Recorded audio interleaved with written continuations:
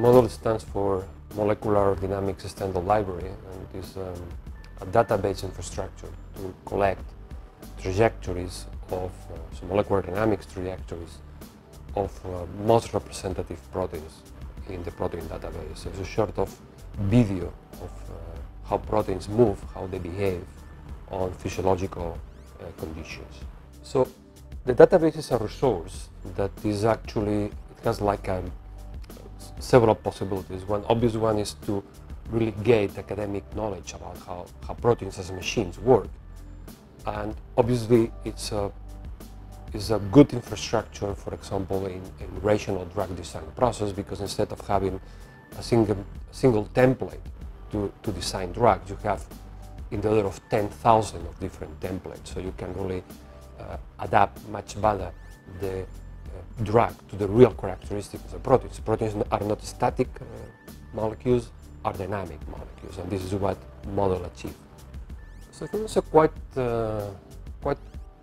broad range of people interested in MODEL. Obviously the pharma companies or people working in drug design is probably the main target of MODEL. And MODEL has an incredible rate of access in internet, so it's thousands of hits. But I think it's more general in the sense that any biologist which is working with a protein would like to see how this protein works. I mean, what are the hinge points, what are the crucial residues for the flexibility and function of this protein. I think that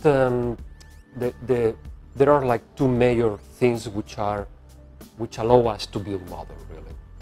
So one is the improvement in supercomputers, and of course the accessibility to resources at the Barcelona Supercomputing Center. This is crucial.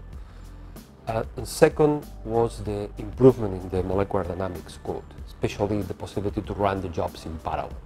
A second or third issue that was important was the development that we did in-house of programs for analysis, because to get the trajectory is one part, but to be able to analyze this trajectory and retrieve, to the data mine retrieve information, this is another issue, very, very complicated in fact. So I think the two first issues, hardware and software, and the last issue is the development of new algorithms for analysis, which were the things that allow us to build MODEL. So MODEL is at least two different stages of drug development, drug design. So it's, of course, it's at the very beginning. So when you have a potential target, you wish to know whether this target is druggable. So if you will be able to design a drug with drug properties, able to bind to this target, then it's also very useful in what is called lead finding and lead development. So in getting a first scaffold that really fits well to the protein and to optimize this scaffold.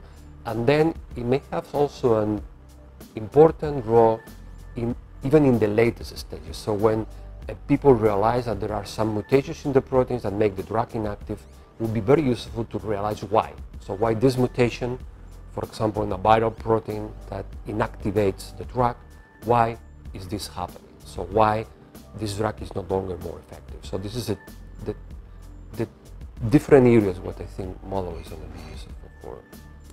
I think that a MODEL is really, it has a very strong impact, very direct impact in pharmaceutical industry, because it's providing very useful information to people trying to develop new drugs. So it's a sort of basic research, but which is given a resource that it can be taken directly from pharma industry. So IRB really is a fantastic environment. The joint research program between the IRB and the BSc actually was crucial, was clue to really make this possible, because you need at both, simultaneously you need like a strong biological background that is the IRB provides, and you need also a strong computational background. So this, without this context, MODEL would be impossible.